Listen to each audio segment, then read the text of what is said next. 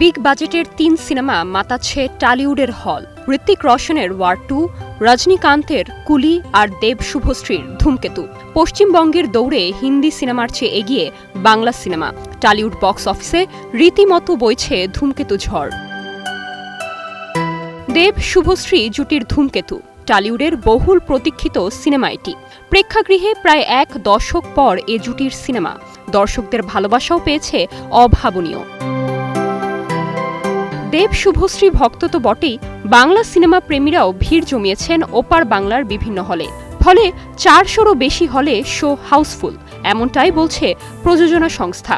শুধু তাই নয়, পশ্চিমবঙ্গের চলচ্চিত্রের ইতিহাসে সর্বোচ্চ আয়ের তালিকায় স্থান করে নিয়েছে ধূমকেতু। মুক্তির প্রথম দিনেই ২ কোটি ভারতীয় রুপির বেশি আয় করেছে সিনেমাটি বিশ্লেষকদের মতে, যা টলিউডের ইতিহাসে ওপেনিং ডেতে সবচেয়ে বেশি আয়। দ্বিতীয় দিনে ৩ কোটি, তৃতীয় দিনে প্রায় ২ কোটি। সব মিলিয়ে ৭ কোটির ঘরে পা রাখল ধূমকেতু। সিনেমার এই সাফল্যকে উৎসবের সঙ্গে তুলনা করেছেন দেব ও নির্মাতা কৌশিক গাঙ্গুলি।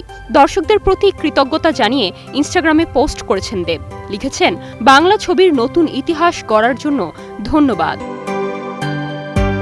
২০১৫ সালে ধূমকেতু সিনেমার কাজ শুরু হয়। কিছু দৃশ্যের শুটিংয়ের পর বন্ধ হয়ে যায় কাজ। সিনেমাটির আলোর মুখ দেখা নিয়ে শুরু হয় সংশয়। নানা জটিলতা কাটিয়ে অবশেষে প্রেক্ষাগৃহে ধূমকেতু।